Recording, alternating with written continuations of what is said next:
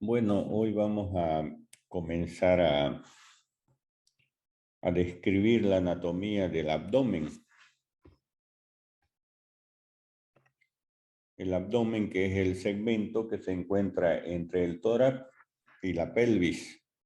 Esta cavidad abdominal se subdivide en un contenido, lo que está dentro de la cavidad abdominal, y en un continente, que son sus paredes. Y las paredes del abdomen, tenemos una pared anterior, que es músculo aponeurótica. En esta pared anterior o anterolateral vamos a encontrar músculos y aponeurosis, que vamos a ir describiendo. Las paredes laterales también son músculos aponeuróticas. La pared posterior, donde se encuentra la columna vertebral lumbar. La pared superior es donde encontramos el músculo diafragma, y la pared inferior se comunica con la cavidad pélvica. Existe una división topográfica que nos ayuda a identificar inclusive diversas patologías, diversas enfermedades, porque nos proyecta los órganos sobre unas líneas que nosotros trazamos en la pared abdominal anterior sobre todo. Veamos esta imagen. Existen dos líneas verticales, una derecha y otra izquierda, con las letras A y B, que vienen de la parte media de la clavícula, son las líneas medios-claviculares, y se continúan hacia abajo y terminan en la parte media de la región inguinal, tanto a la derecha como a la izquierda. Y existen dos líneas transversales que dividen o que se encuentran, una superior con la letra C, que pasa por el borde inferior de las últimas costillas, y la otra línea transversal pasa por el borde superior del hueso ilíaco. El borde superior del hueso ilíaco se llama cresta ilíaca. Entonces une prácticamente las dos crestas ilíacas. Por la existencia de esas dos líneas verticales y horizontales, son líneas imaginarias, dividimos a la pared abdominal anterior topográficamente en 9 cuadrantes. Ya en la imagen de la derecha tenemos 3 cuadrantes superiores y 3 cuadrantes inferiores, que son los más importantes. Los otros cuadrantes medios, donde se encuentran el flanco o vacío derecho y el flanco vacío izquierdo, son menos importantes. Los cuadrantes superiores se encuentran en una región, se llama región supramesocólica. En esa región supramesocólica encontramos el hipocondrio derecho. El hipocondrio derecho, o también llamado espacio subfrénico o espacio hepático, porque ahí encontramos al hígado. En el lado izquierdo se encuentra el hipocondrio izquierdo o espacio subfrénico izquierdo o gastroesplácnico. Ahí encontramos al estómago, al vaso y a la cola del páncreas. Y en la parte media se encuentra el epigastrio o región celíaca. Encontramos el plexo celíaco y el lóbulo izquierdo, sobre todo el lóbulo izquierdo del hígado. En la parte inferior existe la fosa ilíaca derecha, el hipogastrio y la fosa ilíaca izquierda. La fosa ilíaca derecha o región inguinal derecha, ahí encontramos el ciego y el apéndice y el colon ascendente, que llega hasta el flanco derecho. En esta fosa ilíaca derecha también encontramos en la mujer los ovarios, la parte externa de las trompas uterinas. Entonces, las apendicitis muchas veces que pueden aparecer, el dolor es localizado a nivel de la fosa ilíaca derecha. Inclusive podemos identificar con diferentes puntos, el punto de Matt-Burney, por ejemplo. Si trazamos una línea desde el ombligo hasta la espina ilíaca anterosuperior, vamos a encontrar el punto de Matt-Burney, donde nosotros podemos hacer una palpación, una maniobra, y vamos a ver el dolor, o vamos a identificar el dolor en la fosa ilíaca derecha. Ya en la fosa ilíaca izquierda se encuentra el colon descendente y el colon sigmoide. La continuación del colon descendente es el colon sigmoides. Y en el hipogastrio vamos a encontrar sobre todo las asas intestinales. Las asas intestinales del intestino delgado. Y aquí los flancos o vacíos izquierdo y derecho, prácticamente a la parte inicial del colon transverso. En el mesogastrio vamos a encontrar el colon transverso, pero los flancos no tienen nada más, ¿no? Por eso se llaman flancos o vacíos izquierdos y derechos.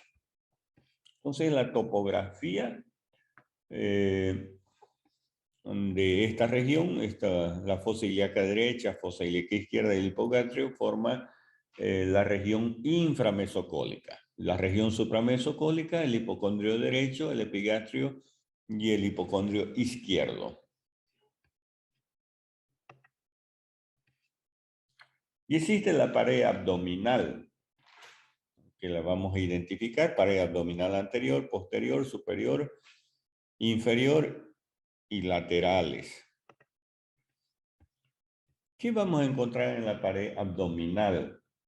La pared abdominal, primero, que es músculo aponeurótica y cutánea prácticamente, porque si vamos de la superficie a la profundidad identificando las capas que presenta la pared abdominal anterior, tenemos la piel, el tejido celular subcutáneo, que es la grasa, la aponeurosis de los músculos, la capa muscular, y luego viene una aponeurosis que cubre la capa muscular en la parte posterior, y el peritoneo. El peritoneo es una capa que envuelve a las vísceras abdominales. Se divide en peritoneo visceral, que envuelve las vísceras, y parietal, que se encuentra en las paredes, tapizando las paredes del abdomen.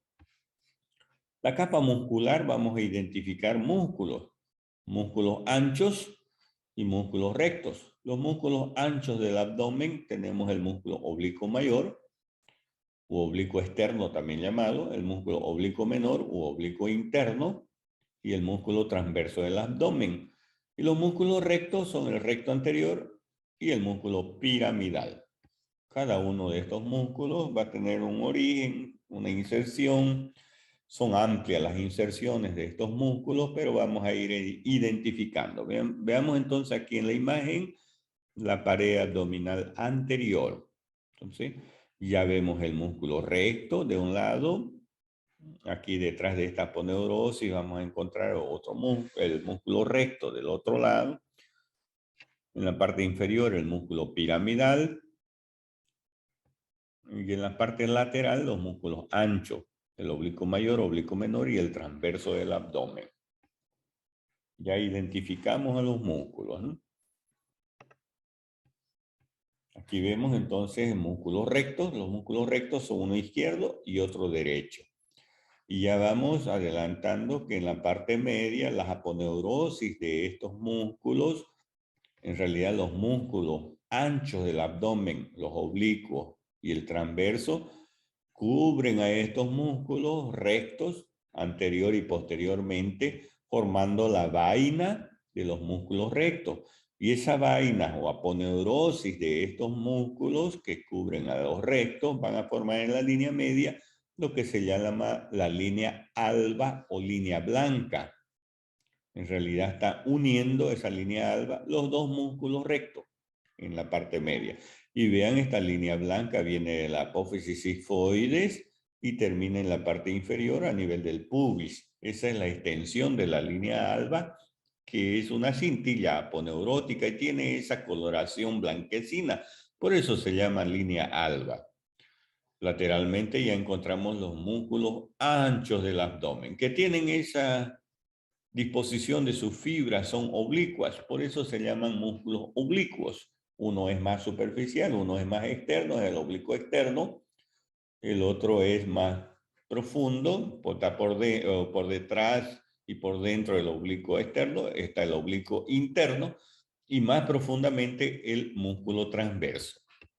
Y si vemos nosotros las inserciones de estos músculos van a tener inserciones en el tórax, sobre todo en las costillas o en los cartílagos costales.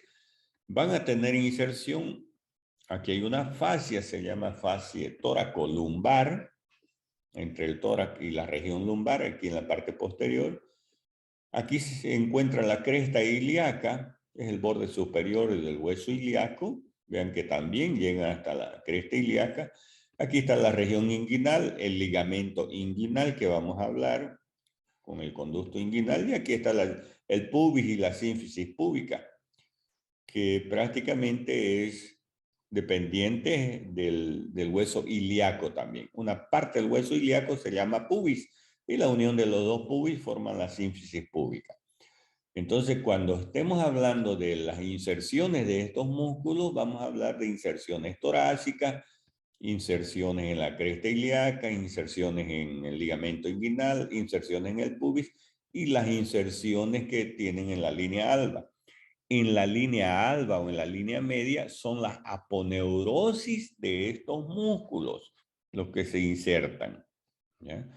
No es la parte muscular, es la aponeurosis de los músculos oblicuo externo, oblicuo interno y transverso que están terminando a nivel de la región, no, de la línea media, ¿no? Formando la línea alba.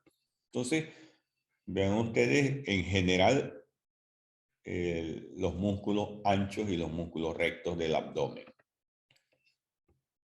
Entonces el oblicuo mayor u oblicuo externo ya lo identificamos, es el más externo de estos músculos, donde es el origen prácticamente del músculo oblicuo mayor.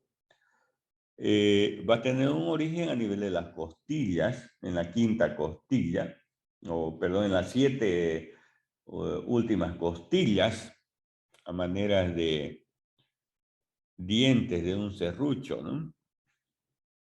Son así las inserciones del músculo oblicuo, ¿no? Oblicuo externo, en las últimas 7 costillas. Luego se dirige hacia abajo y va a venir a la cresta ilíaca también a insertarse. La cresta ilíaca la dividimos en 3 cuartos anteriores y un cuarto posterior.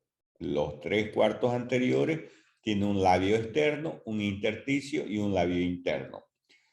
Precisamente el oblicuo externo se va a insertar en el labio externo de la cresta ilíaca.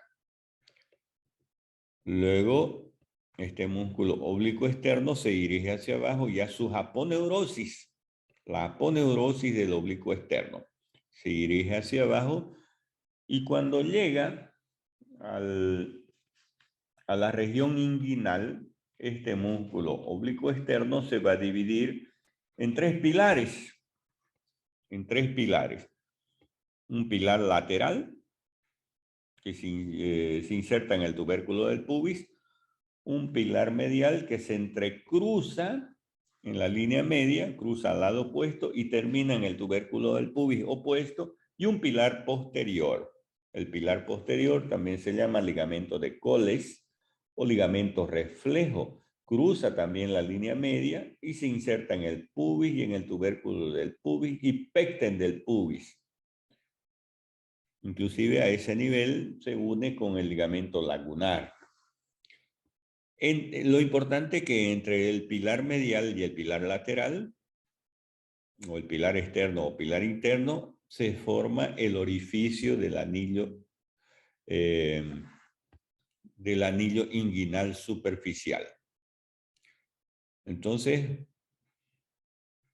el origen de la región del músculo oblicuo mayor u oblicuo externo en las costillas, en las 7 u 8 últimas costillas, cresta ilíaca, en la región del pubis, formando los pilares los pilares interno, externo y el pilar posterior. Y en la línea media va a cubrir prácticamente este músculo, toda la extensión del músculo recto. Toda la extensión del músculo recto en la parte anterior. El músculo recto es cubierto por estas aponeurosis, tanto en la parte anterior como en la parte posterior. Pero la aponeurosis del músculo oblicuo externo cubre la parte anterior del músculo recto. La parte posterior solo está cubriendo esta aponeurosis los 2/3 superiores del músculo recto. Ya el tercio inferior no la cubre, no cubre la aponeurosis del oblicuo. Entonces aquí en la cresta ilíaca, en el labio externo de la cresta ilíaca, forma en la parte media la línea alba, ¿no? Está inervado por el nervio tóraco abdominal. Ese es el músculo oblicuo externo u oblicuo mayor. Después vamos a ver que forma parte de un triángulo, el triángulo de Petit, que lo vamos a ver más adelante. El oblicuo menor está por dentro y por detrás del músculo oblicuo mayor. El oblicuo menor u oblicuo interno también tiene origen en las costillas, en la fascia toracolumbar, en la cresta ilíaca, en la parte posterior también a nivel de las vértebras y termina a nivel del pubis y en la línea alba. Veamos el origen del oblicuo interno a nivel del tórax. El oblicuo interno va a insertarse a nivel de las costillas. El origen en las últimas costillas prácticamente, en las 4 últimos cartílagos costales. Como vemos aquí, los 4 últimos cartílagos costales. Se dirigen hacia abajo oblicuamente sus fibras. Van a ir a la parte posterior también en este músculo, en la apófisis espinosa de la quinta vértebra lumbar también. Eso en la parte posterior. En la fascia toracolumbar y a nivel de la cresta ilíaca se va a insertar a nivel del intersticio de la cresta ilíaca. En los 3/4 anteriores, pero en el intersticio de la cresta ilíaca. Ya en la parte inferior, este músculo se va a unir al músculo transverso para formar el tendón conjunto o la hoz inguinal. Y entre ambos, el tendón conjunto o hoz inguinal van a terminar en el pubis, en la sínfisis del pubis y en el pecten del pubis. Y en la línea media es la aponeurosis que va a ir a terminar en la línea media. Pero va a tener un comportamiento diferente a la aponeurosis del oblicuo externo. En los 3/4 superiores, la aponeurosis del oblicuo interno presenta una hoja anterior que se une a la aponeurosis del oblicuo externo y cubre la parte anterior de los músculos rectos. Y en la parte posterior existe la hoja posterior del oblicuo interno que se une a la aponeurosis del músculo transverso. Eso en los 3/4 superiores. En el tercio inferior, del músculo recto, la aponeurosis del músculo oblicuo menor pasa por delante en su totalidad, uniéndose con la aponeurosis del oblicuo mayor y no pasa por detrás. No pasa por detrás, solo cubre la parte anterior. Entonces, esa es la inserción del músculo oblicuo menor. Y el músculo transverso del abdomen. El músculo transverso del abdomen también es el más profundo, tiene inserciones costales a nivel del tórax, tiene inserciones a nivel de la cresta ilíaca, en la parte inferior a nivel del pubis y en la línea media. Ya sabemos que en la línea media son las aponeurosis que se insertan, no en los músculos. Las aponeurosis de los músculos, oblicuo externo, oblicuo interno y transverso, que van a formar la vaina de los rectos y la línea alba. en la línea media, ¿no? En la parte media. Entonces el músculo transverso va a tener unas inserciones a nivel de las costillas, en las 6 últimas costillas. En la séptima costilla, a nivel en la séptima y octava costilla, en los cartílagos costales, es la inserción del músculo transverso, en los cartílagos costales. En la novena costilla, en el cartílago costal y en la parte ósea de la costilla. Y en la décima, en la 11 y en la 12 costilla, la inserción del músculo transverso es a nivel de la parte ósea, es en la costilla, ¿no? No en el cartílago costal. Luego a nivel de la cresta ilíaca se va a insertar en el labio interno de la cresta ilíaca. Entonces recuerdan que la hemos dividido, la cresta ilíaca, los 3/4 anteriores, en labio externo para el oblicuo externo, en el intersticio para el oblicuo interno y el labio interno para el músculo transverso. En la parte inferior, recordemos que se va a unir al músculo oblicuo interno y va a formar la hoz inguinal o tendón conjunto. Y aquí, en la línea media, ¿cómo va a terminar en la línea media? Con su aponeurosis, ¿no? No es la parte muscular, es la aponeurosis del transverso. Pero también vamos a dividirlo al músculo recto en 2/3 superiores y 1/3 inferior. ¿Cómo se comporta la aponeurosis del músculo transverso en el tercio superior? Cubre la parte posterior del músculo recto. Pero en el tercio inferior ya no se llama aponeurosis de transverso, se va a formar la fascia transversalis, que es dependencia también del músculo transverso del abdomen. Pero ya no es aponeurosis, se llama fascia transversalis, que va a cubrir la parte posterior del tercio inferior del músculo recto. Y es así como se comportan las aponeurosis de los músculos anchos del abdomen a nivel cuando llegan a los músculos rectos del abdomen. Importante que la parte superior de la aponeurosis, en la parte superior y posterior de estas aponeurosis de estos músculos anchos, es tendinosa. Inclusive va a formar en la unión de sus 2/3 superiores con su tercio inferior un arco de concavidad inferior llamado arco de Douglas o línea arqueada. Es el límite de esas dos porciones, ¿no? Una porción tendinosa, las aponeurosis forman una porción tendinosa en la parte superior, con el arco formando el arco de Douglas, y en la parte inferior esa aponeurosis, en realidad la fascia transversal, va a formar una capa celular, ¿no? Una capa celular. El músculo transverso en la parte inferior se va a continuar con el músculo oblicuo interno, ¿no? Para formar la hoz inguinal. Y luego tenemos el músculo recto del abdomen. Músculos rectos son dos, el recto anterior y el músculo piramidal, que lo tenemos aquí pequeñito, que es inconstante.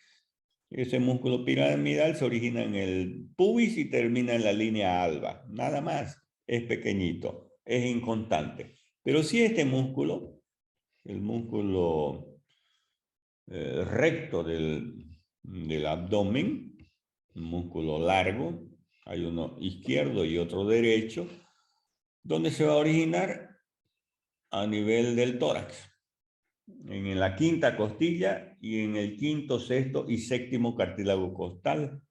Desde allí se dirige hacia abajo, va a formar una serie de intersecciones tendinosas este músculo. Y va a ir a terminar a nivel del pubis. Pero ¿cómo termina a nivel del pubis? Va a formar dos fascículos. este músculo. Un fascículo externo denominado ligamento de Coles, ligamento de Henle, es el fascículo externo de este músculo. Y prácticamente este fascículo externo o ligamento de Henle va a ir a terminar a nivel del tubérculo del pubis y pecten del pubis. Y el fascículo medio, porque se está dividiendo a nivel del pubis en dos fascículos, este recto, fascículo externo o ligamento de Henle, y el fascículo interno que cruza al lado opuesto, para terminar también en el tubérculo del pubis y en el pecten del pubis. Estos dos músculos rectos se unen en la línea media por su vaina en la parte interna, ¿no? Es la línea alba o línea blanca.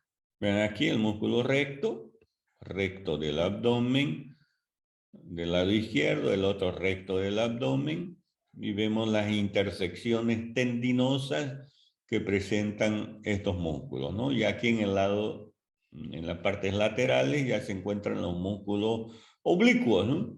Oblicuo externo, oblicuo interno y más profundamente el músculo transverso del abdomen.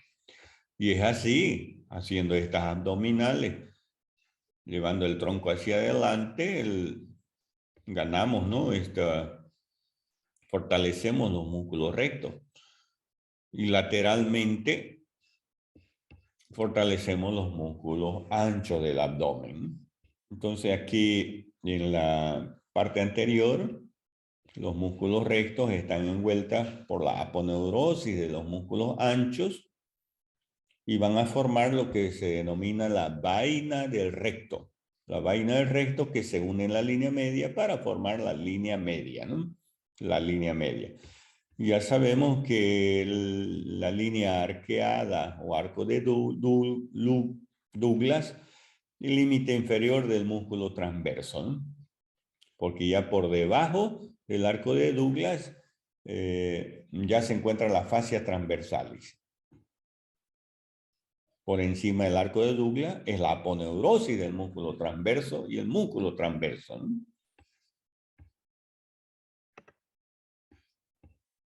Ese es el comportamiento de las aponeurosis en los 2/3 superiores. Estamos viendo la imagen superior en los 2/3 superiores del recto y el comportamiento de la aponeurosis en el tercio inferior del músculo recto. En el tercio superior, por delante del músculo recto del abdomen, encontramos la aponeurosis del oblicuo externo y la hoja anterior del oblicuo interno. Y por detrás encontramos la aponeurosis del músculo transverso y la hoja posterior del oblicuo interno. Es el oblicuo interno que se está dividiendo en dos hojas. Eso es en los 2/3 superiores, el comportamiento de esa aponeurosis en los 2/3 superiores del músculo recto. Y en la línea y van a formar en la parte media, en la línea sagital, la línea alba o línea blanca, ¿no? Ya en el tercio inferior, las aponeurosis, este es el músculo recto, las aponeurosis de los músculos oblicuo externo y del músculo oblicuo interno pasan por delante del músculo recto. Y por detrás solo pasan las fascias transversales, por detrás del músculo recto, ya en el tercio inferior del abdomen. Ese es el comportamiento de las aponeurosis, ¿no? Y van a formar también la línea alba, ¿no? Entonces aquí está la parte muscular, oblicuo externo, oblicuo interno y el músculo transverso. Igual en la parte superior, oblicuo externo, oblicuo interno y el músculo transverso del abdomen.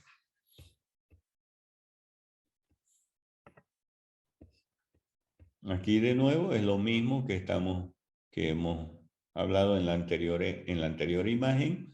En la parte superior, el comportamiento de las aponeurosis, y en la parte inferior, el comportamiento también de las aponeurosis. Aponeurosis de los músculos anchos, ¿no?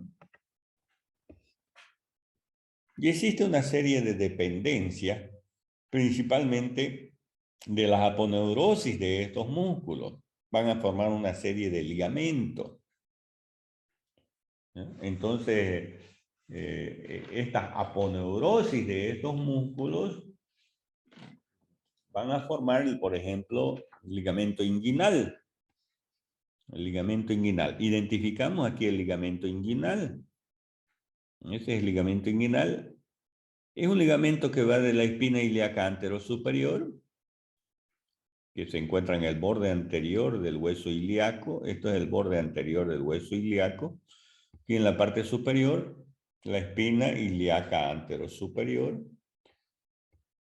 Y va a ir a terminar a nivel del tubérculo del pubis. Algunas fibras van a terminar en el pecten del pubis. Las fibras que terminan en el pecten del pubis reciben otro nombre. Ya se llaman ligamento lagunar. Ligamento lagunar. Y otras fibras que terminan también en el pecten del pubis se unen a la aponeurosis de otro músculo, del músculo pectíneo, para formar el ligamento pectíneo. Eso en relación al ligamento inguinal. Existe un tracto que se llama tracto iliopúbico o cintilla de Thomson, que también se origina en la espina ilíaca anterosuperior y va a ir a terminar a nivel del pubis. A nivel del pubis. En el tubérculo del pubis o espina del pubis. Y existe este ligamento que se llama ligamento interfoveolar. Todos estos ligamentos que estamos hablando son dependencia de músculo, ¿no? Dependencia de músculo. Por ejemplo, este ligamento interfoveolar nace en la línea arqueada o arco de Douglas y se extiende a las fascias transversales. Rodea prácticamente estructuras como la vena testicular y el conducto deferente, y va a ir a terminar a nivel de las fascias transversales. Es una dependencia, este ligamento interfoveolar, dependencia del músculo transverso. Existe también línea de ligamento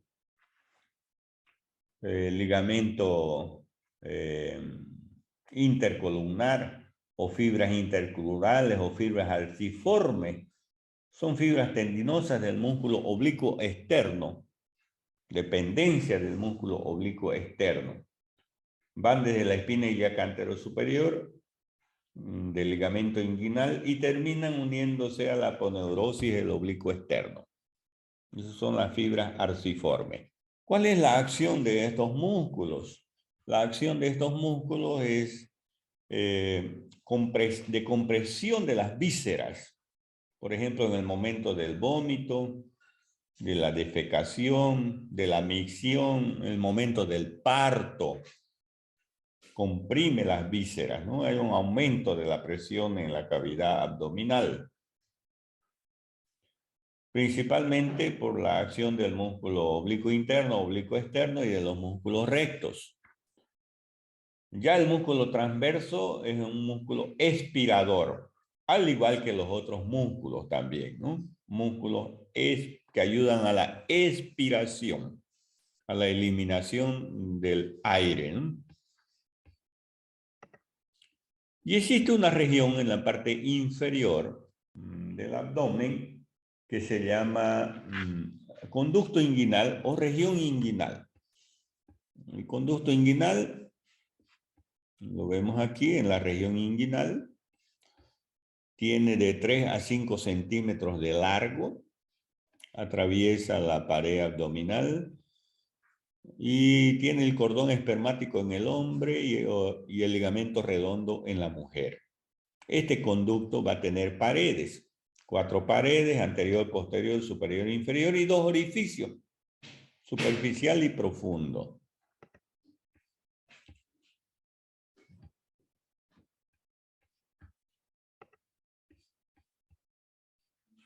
La pared anterior del conducto inguinal va a estar formada lateralmente por los 3 músculos anchos, por las aponeurosis de los 3 músculos anchos. El oblicuo externo, oblicuo interno y transverso, pero medialmente solo la aponeurosis del músculo oblicuo externo. La pared posterior, que es una región débil de la pared abdominal donde se forman las hernias inguinales, está formado por ligamentos reflejo, que es una dependencia del oblicuo externo. En realidad es el pilar posterior del oblicuo externo, ¿no? O ligamento de Coles, que termina en el tubérculo del pubis y en el pecten del pubis. También la hoz inguinal, que es la unión del músculo oblicuo interno y músculo transverso. Otra estructura es el ligamento de Henle, que forma la pared posterior, que es el fascículo externo del músculo recto, que termina en el tubérculo y en el pecten del pubis, y la fascia transversalis. Inclusive la fascia transversalis se imagina o se introduce al conducto inguinal y forma la fascia espermática interna. La pared superior va a estar constituida por la hoz inguinal y la pared inferior por el ligamento inguinal. Y existe un orificio superficial y un orificio profundo. El orificio superficial del conducto inguinal está formado por los pilares internos y externos de la aponeurosis del músculo oblicuo externo del abdomen, que terminan en el tubérculo del pubis, ¿no? El extremo superior o la parte superior de este orificio inguinal superficial es redondeado por las fibras intercolumnares del oblicuo externo. Y el orificio profundo, que es peritoneal, es interno, el orificio superficial es externo. El orificio profundo o interno formada por las fascias transversales, el ligamento interfoveolar y el ligamento inguinal. Y el peritoneo es que lo cubre, ¿no? Y el contenido del conducto inguinal en el hombre es el cordón espermático y en la mujer es el ligamento redondo. En el hombre acompañado por la arteria cremasteriana del músculo cremaster. Y tanto en la mujer como en el hombre por ramas genitales de los nervios iliohipogástrico, ilioinguinal y el génito femoral, por ramos del génito femoral.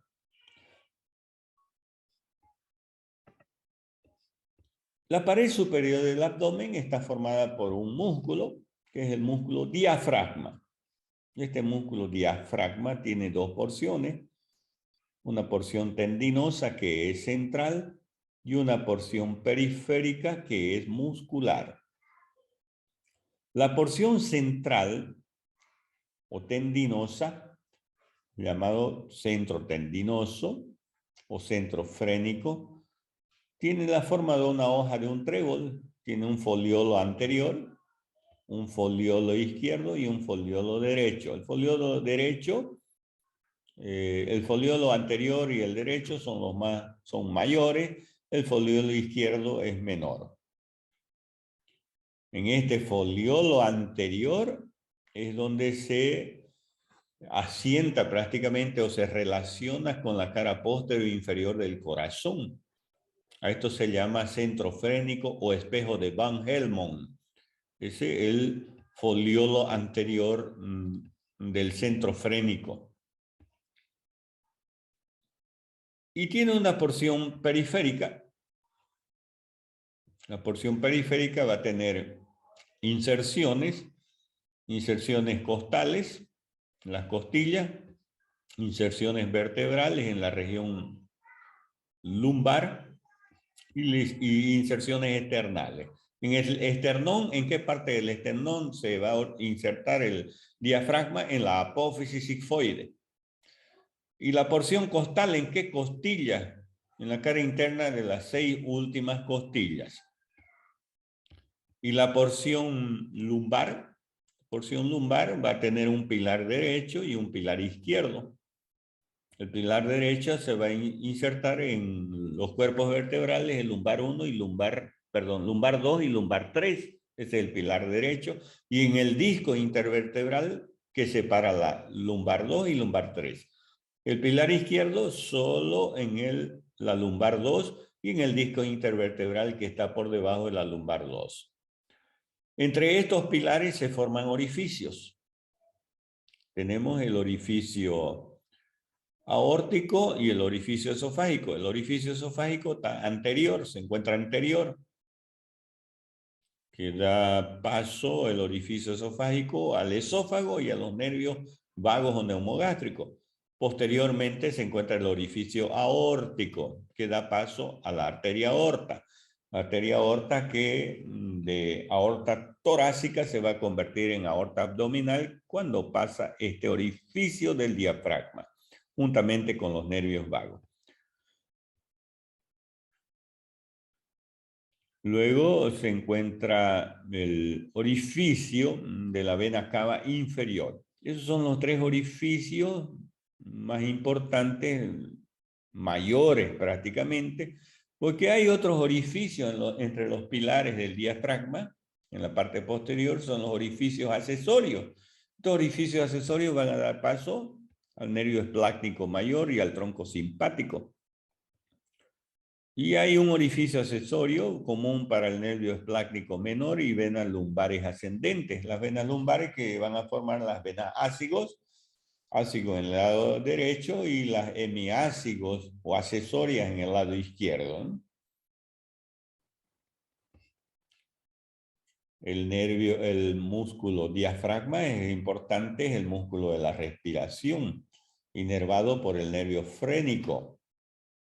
Entonces, si no tuviéramos el músculo diafragma, prácticamente no podríamos respirar y la persona con una parálisis del nervio frénico por un traumatismo, por ejemplo, a nivel de la región cervical, porque el nervio frénico se origina en el plexo cervical.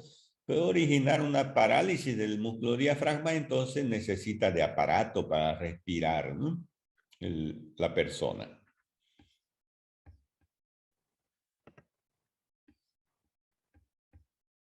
Aquí estamos volviendo a la pared abdominal anterior, ¿no?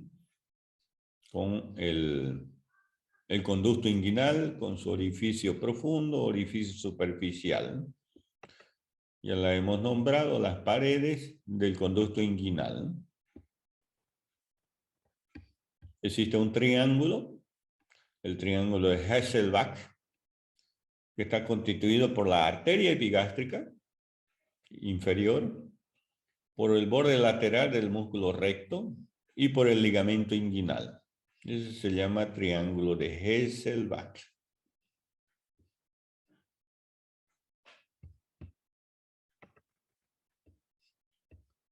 Y la pared abdominal está irrigada por la arteria epigástrica superior, que es rama de la mamaria interna, y la arteria epigástrica inferior. Ambas se unen, ¿no? Por anastomosa, por inosculación o boca a boca a nivel del abdomen. Rama de la ilíaca externa, ¿no? Y la pared abdominal anterior está inervada por los nervios tóraco-abdominales, abdómino genital mayor y abdómino genital menor. Y existe la pared abdominal posterior.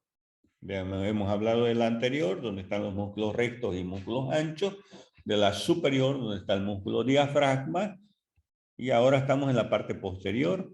La parte posterior que vamos a encontrar, las vértebras lumbares, las 5 vértebras lumbares, L1, L2, L3, L4 y L5, los discos intervertebrales que se encuentran entre las vértebras, músculo psoas, músculo cuadrado lumbar y músculo ilíaco. Ahí tenemos el músculo psoas ilíaco, se origina, tiene dos porciones, una porción ilíaca y una porción psoas. La porción ilíaca se va a originar en la fosa ilíaca interna, que se encuentra en la cara interna del hueso ilíaco, por eso se llama porción ilíaca. En el labio interno de la cresta ilíaca, en la espina ilíaca anterosuperior y anteroinferior, y en el labio interno de ese espacio que hay entre las dos espinas.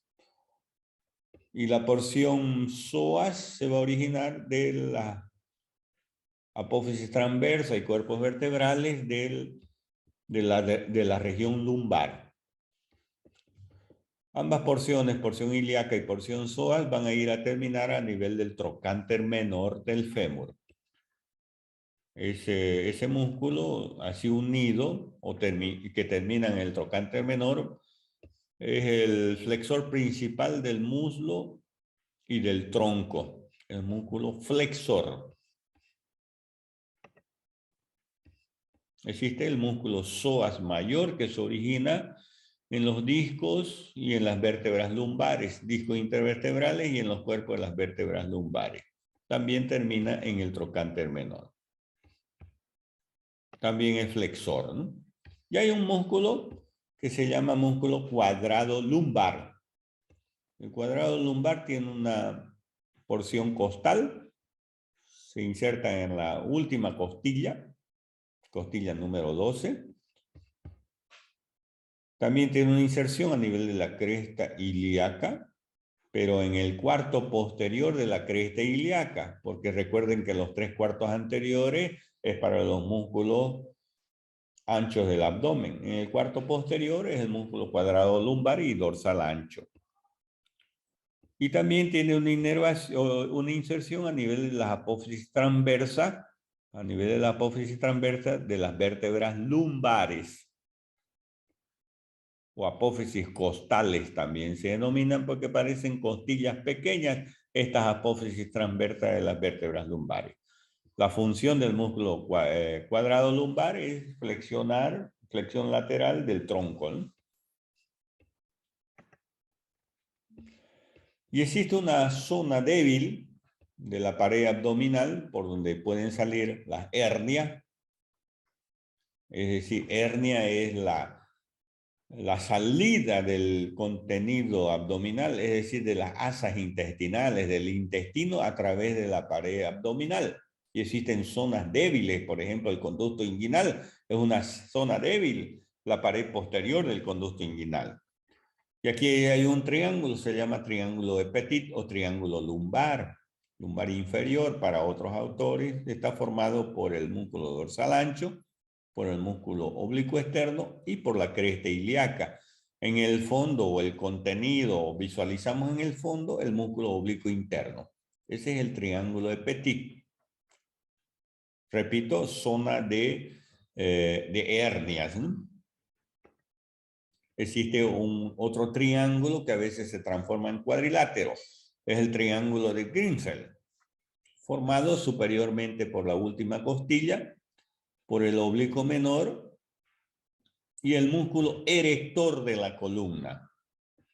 El músculo oblicuo interno, el músculo erector y la última costilla. Ese es el triángulo de Grinfeld. Zona débil. Las débiles de la pared abdominal. Zonas débiles, por ejemplo, la región epigástrica, una zona débil, región hipogástrica, donde vemos las hernias, ¿no? Hernias epigástricas o hernias hipogástricas. Aquí en el triángulo de Petit, por ejemplo, una hernia, ¿no?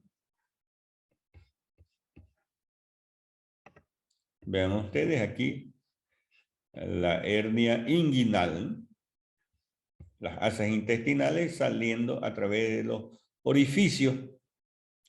El orificio viene del orificio profundo al orificio superficial, pasan por el conducto inguinal, inclusive puede llegar al escroto formando las hernias escrotales, ¿no? Como vemos aquí vemos la hernia inguinal y aquí vemos la hernia escrotal. Vean casi prácticamente todo el intestino a nivel del escroto, ¿no? aquí en este niño, ¿no? Hernia inguinal y hernia escrotal. Es el intestino que se encuentra a nivel de esas regiones saliendo por el conducto inguinal. Muy bien, eso es el tema de hoy.